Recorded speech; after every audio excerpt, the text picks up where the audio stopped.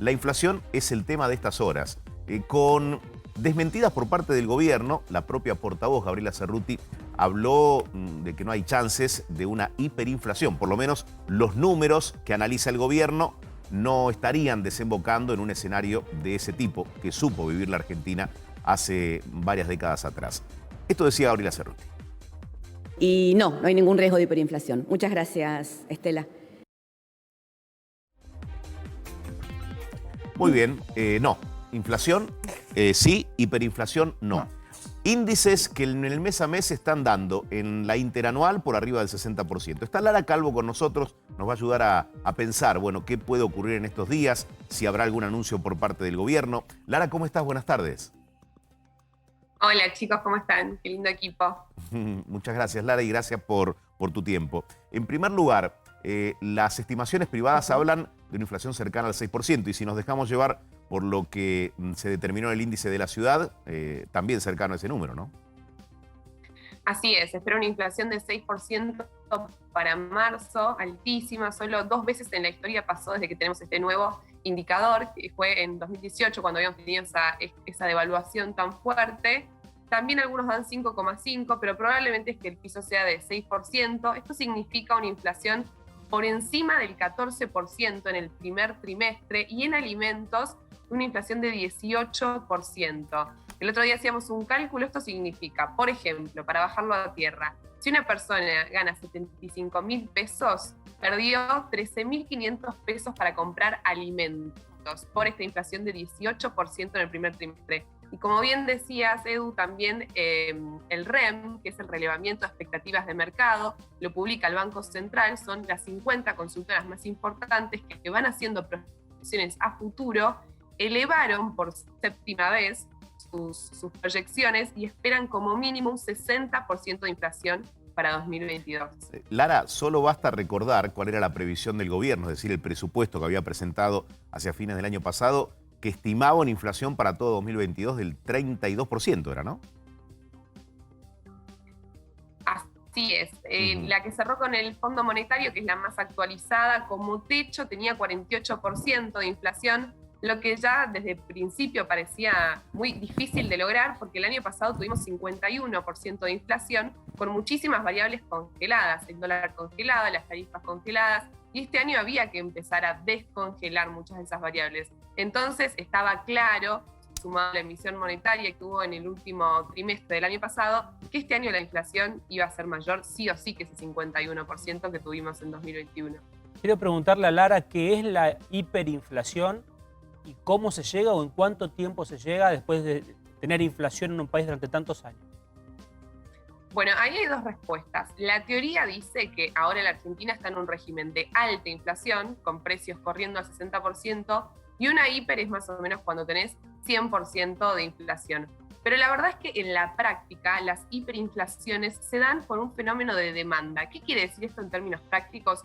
Cuando la gente se quiere sacar de encima mucho más rápido los pesos. Quiere decir, yo cobro mis pesos y rápidamente no los quiero tener porque sé que pierden valor. Eso es un fenómeno de demanda. ¿Y por qué ocurre un fenómeno de demanda tan fuerte que puede generar una hiperinflación? Por un shock de confianza. Esto significa que lo que dijo Gabriela Cerruti, la vocera del presidente, no tiene sustento, porque no es algo que pueda controlar el gobierno o no. Esto depende de la demanda de dinero que la hacemos todos nosotros. Claro. Entonces de eso depende o no que tengamos una hiperinflación. Hoy, ¿estamos en hiper? No. Un ejemplo de una hiper es ir al supermercado y que en el mismo día cambien 2 veces los precios. Pero Lara... Pero Lara, puede suceder, lamentablemente sí.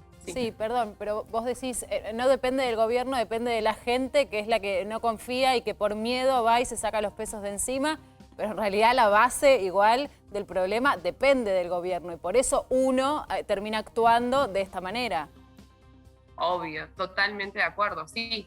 Sí, nosotros tenemos un problema crónico que trasciende a todos los gobiernos y todas las banderas políticas, que es nuestro déficit fiscal, entre otras causas. La inflación tiene muchas causas, pero esta no se puede desconocer, y eso hace que gastemos más de lo que ingresa, y para gastos corrientes necesitemos emisión monetaria, y eso hace que tengamos cada vez más dinero para la misma cantidad de bienes. O sea, crece mucho más rápido la emisión de dinero que la producción de bienes, que producir manzanas, peras, que eso tarda más. Entonces, cuando hay más dinero para la misma cantidad de bienes, hace que se genere inflación. ¿Y cómo hacemos para confiar de un día para el otro, no? Digo, como ciudadana... Sí, lo que pongo- busca el consumidor es Como mínimo tiene que protegerse, haber un- es proteger su dinero, Sí. ¿no? Total. Comprando mercadería, apostando a un plazo fijo, si se quiere. En el ejemplo que dijo del sueldo, que uno pierde 13.000 pesos, no sé si dijiste de un mes a otro, pero es una barbaridad de dinero para una Sí, familia. en esta primera parte del año. Total, es un montón, es muchísimo.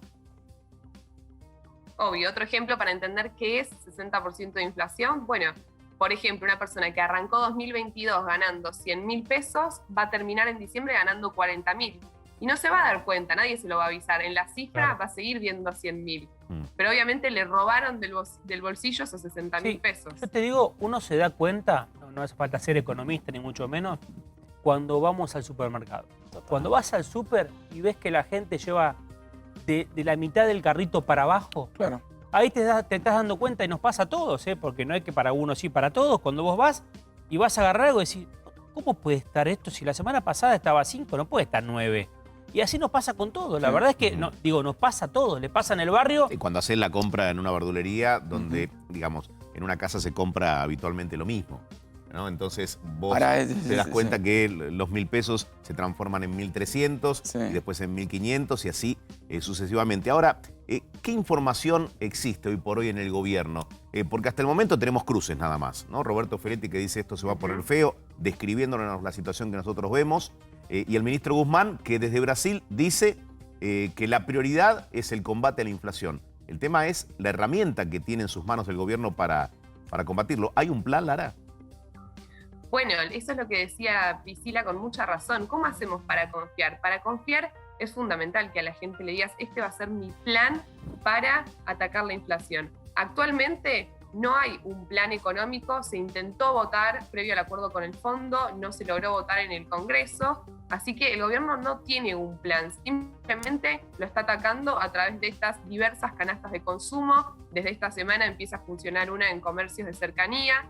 El problema, también como marcábamos recién, es que cuando el precio varía, es como si fuera la punta del iceberg, pero en el fondo tenemos problemas acumulados como oligopolios en algunos sectores o también el déficit fiscal, y lo que habría que atacar es esos problemas estructurales, y hoy la Argentina no tiene un plan económico para atacarlos. Perdón, solamente esto es un aporte, un comentario. Digo, atá a la inflación el desempleo, ¿no?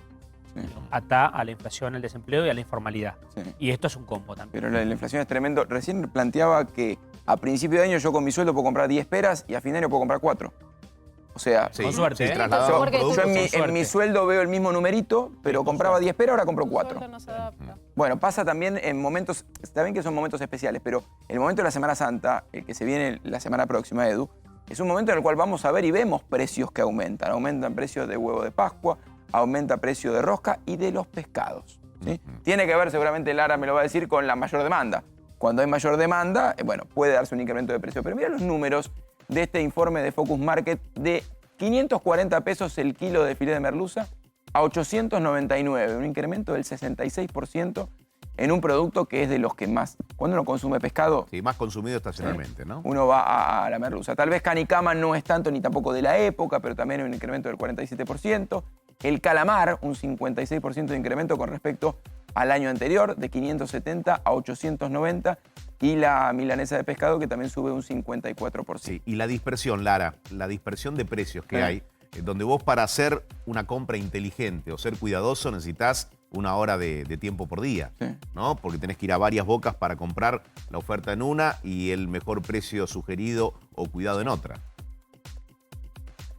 Totalmente, una de las grandes efectos de la inflación es la variación de precios relativos. Por ejemplo, hoy, lo mismo que sale un kilo de helado, te compras 2 kilos de carne, para darles un ejemplo, que es muchísimo más alimento la carne que el helado, obviamente. Claro. Y lo que marcan de los precios de Pascua, totalmente, huevos que han aumentado casi un 80%, y eso más allá de la estacionalidad, que puede aumentar un poco por la mayor demanda, como decía Fer, también muestra el problema inflacionario de los alimentos en la Argentina. Sin dudas. Lara, muy interesante escucharte. Gracias por tu tiempo. Gracias a ustedes.